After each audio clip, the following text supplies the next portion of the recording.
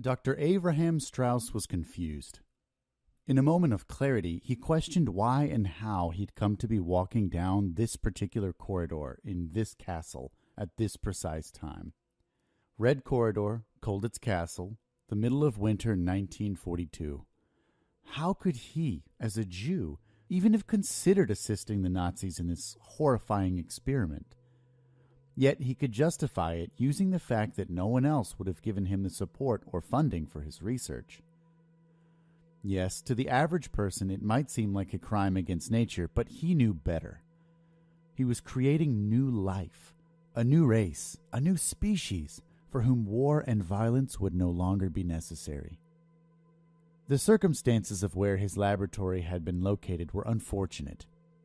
Schloss Colditz had been appropriated by the Germans and put to use as a high-security prisoner of war camp for officers who'd become security or escape risks or who were regarded as particularly dangerous. Since the castle was situated on a rocky outcrop above the river Mulde, the Germans believed it to be an ideal site for a high-security prison. The larger outer court, known as the Kommandantur, had only 2 exits and housed a large German garrison. The prisoners lived in an adjacent courtyard in a 27-meter-tall building. Outside, the flat terraces that surrounded the prisoners' accommodations were constantly watched by armed sentries and surrounded by barbed wire. Although known as Schloss Colditz to the locals, its official German designation was Oflag 4C. However, it was not what went on in the cell block that was most interesting about the castle. Rather, it was what went on below, in what used to be cellars and servants' quarters. The bowels of the castle had been converted into a laboratory, his personal laboratory, for use as he saw fit. The walls were now lined with reinforced concrete, corridors fitted with steel doors, lighting and electrical services installed, and outfitted with any lab equipment that he requested. Reflecting on his surroundings, the freedom that the Nazis had given him, and his recent breakthrough, he was able to push every bit of the burden of guilt to the back of his mind. A smile came to his face as he escorted Dr. Rosenberg down the hall toward his main lab and the home of Leopold. He'd considered naming his child Adolf, but he correctly assumed that would have been taken as an insult by the Nazis. Abraham tested their patience at every turn, but knew when his little jokes might go too far. Yes, Leo was his child. No one but Abraham would recognize Leo as a member of the new human race yet, but an introduction to Dr. Rosenberg would change all of that. At last, he would have another professional of his caliber with which he could converse. He secretly hoped for a little praise from the good doctor. The Gestapo officers who had had the opportunity to meet Leo did not understand. They looked at him and saw little, if any, progress made by Abraham. Rosenberg would appreciate the significance of his progeny. This was an important introduction. Dr. Rosenberg was a loyal German. He was not a Jew. The Nazis would respect his assessment of Abraham's work, and convincing him to ask the bastards for more time and money was crucial. He was close, so close, but they looked at his work and saw no progress. They were about done with him. Then all would be lost. He and his family, protected by his value to the war effort, would become worthless. They would be imprisoned, or worse. More importantly, they might destroy Leo, and that would be the most crushing blow of all. It would be worse than losing a son or daughter. His biological children were easy to come by. One had even been a mistake. But Leo? Abraham's life had been devoted to his creation. He beamed with pride as he guided Dr. Rosenberg down the concrete corridor. A few of the electric lights, encased in jelly jar fixtures fastened to the ceiling, flickered as they walked past. Perhaps the bombing had started again. Abraham shuddered to think of what might happen if the generators quit completely. He tried to divert his attention by boasting to Rosenberg. "Ah, doctor, just wait until you meet him. He's perfect. Everything that I was hoping for and more." "I don't know what you think you've created here, Avi." Rosenberg wrinkled his nose. "But please stop referring to it as him. It's not human." "That's part of what makes him beautiful. He's not human. He's better, Abraham thought to himself. Why don't you just tell me what it is? Why the suspense? Because. Abraham turned to face Rosenberg, stopping him in his path. Words cannot describe him. Here we are. He turned to a steel door set into the wall. The door was simply marked Lab G. Now, Herr Doctor, feast your eyes on the future of mankind. Please approach him quietly so as not to startle him. He was upset for days after the Nazi officers called on us. I prepared him for your visit, though. Please excuse the low lighting. Bright light seems to distress him. Abraham opened the door slowly to reveal a dimly lit room with a large glass tank in the center. Cables, electrical panels with blinking lights, and some metal cylinders surrounded it. Tubes ran from the cylinders into the sides and lid of the tank. As they approached the apparatus, Rosenberg noted a button marked Lotion, meaning purge, in the center of one panel, protected under a glass cover and demarcated with black stripes on a yellow background. The tank appeared to be filled with water, although it had a yellowish tinge to it, and floating within was one of the most sickening things Rosenberg had ever seen. A large pink and gray mass, riddled with pulsing veins. It almost resembled a cow's liver, aside from the fact that it was 1.5 meters wide and about 3 meters tall. The massive piece of flesh wiggled in its glass cell. It suddenly recoiled from the sides of the tank, as if in reaction to their presence. Impossible, thought Rosenberg, as it had no apparent eyes or other sensory organs. Dr. Rosenberg, may I present Leopold? Rosenberg craned his neck to look up at the 5-meter-tall tank and the abomination it contained. Why, it's nothing more than a tumor. Nonsense, cried Abraham, whipping his head around. Leopold has a mind. He has a soul. Bah, you and your talk of souls. There is no such thing, and you'd be wise to keep your opinions to yourself. Abraham looked at his feet. Of course, you're correct. I did not mean to say soul. I merely meant that he is sentient. He thinks. Abraham nodded boldly. I'm a scientist, not a child. I don't believe in nonsense such as God and souls. However, that was not true. Abraham did believe that conscious beings had souls. It would not be sensible to express that belief in public, though.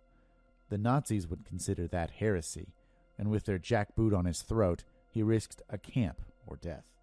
No matter how important he was to the project, they would not tolerate sedition, especially from a Jew. Over the time they'd spent with each other at Kepler Gymnasium Tübingen, the university where they had both studied, Rosenberg and Strauss had become friends. At least something resembling friends, anyway. Unlike many other doctoral students, they had no rivalry between them.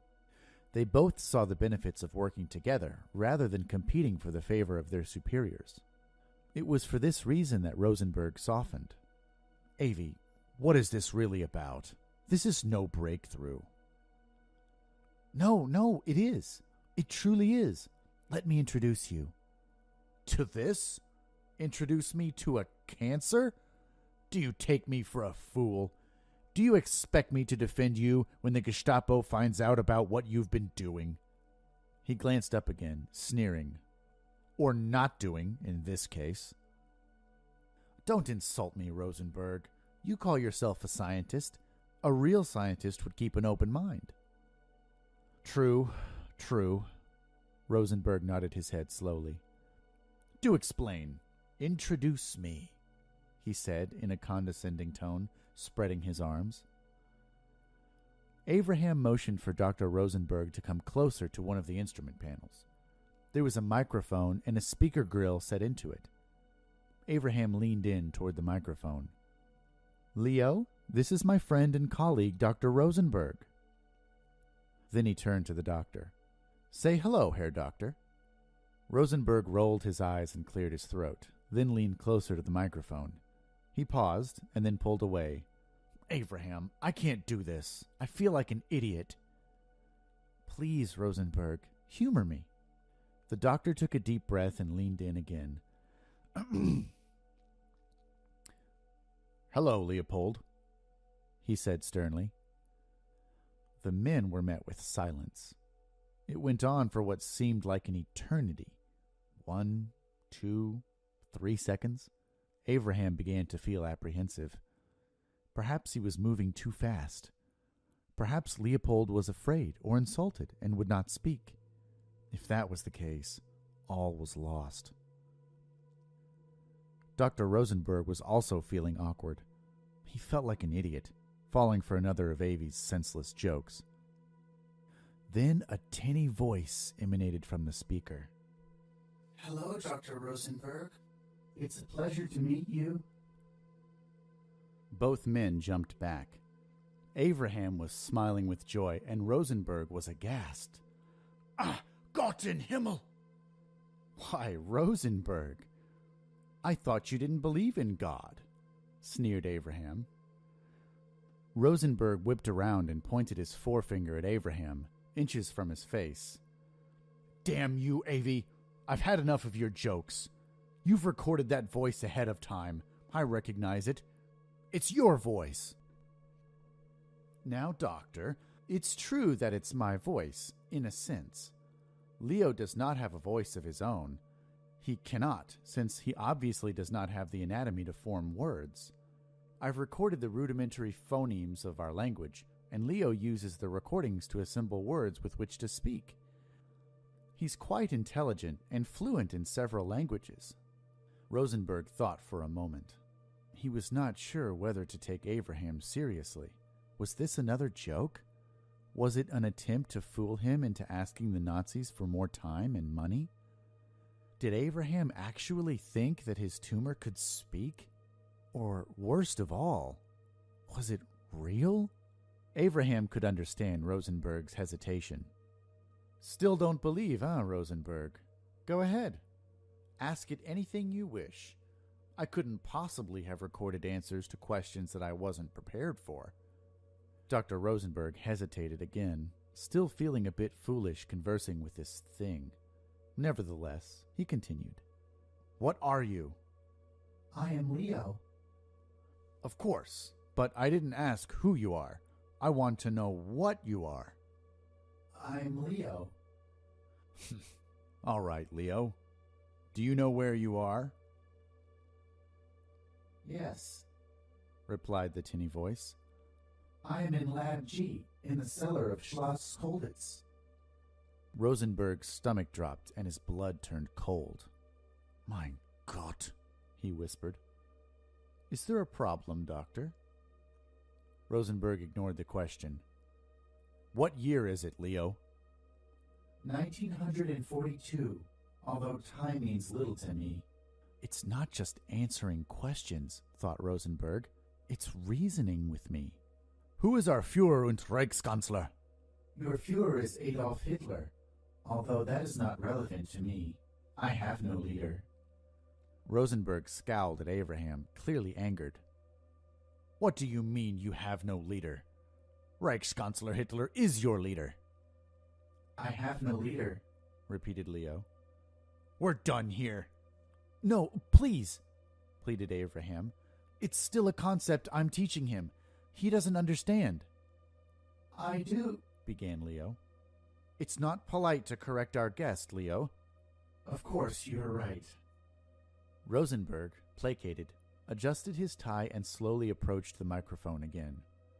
"Do you understand that we are at war with the Allies?" Yes, I understand that you are at war with the Allies. Once again, that's irrelevant to me. I have no need for war. "You would not defend yourself if you were threatened?" I believe that Germany instigated your war with the invasion of Poland. Rosenberg bristled at that. Obviously incensed, he pointed at the purge button and shouted, "And what if I were to press this button?" No! cried Leo.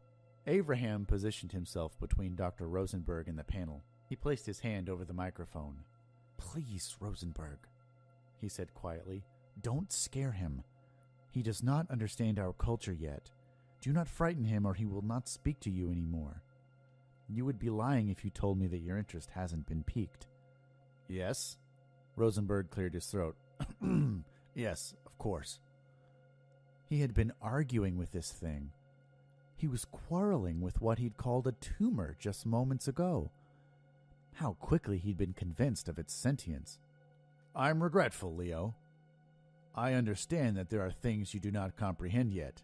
I did not intend to frighten you. I do comprehend, Herr Doctor, but I accept your apology. I'm not Rosenberg caught himself. He would not be drawn into another argument.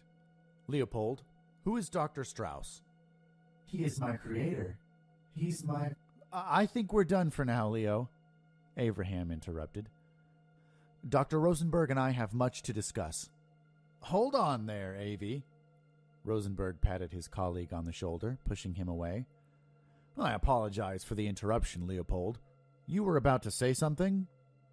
I think that I understand your initial question, Dr. Rosenberg. I know what I am. Rosenberg smiled. And what is that, Leo? What are you? Leo's reply was flat and factual. I am Dr. Strauss's child.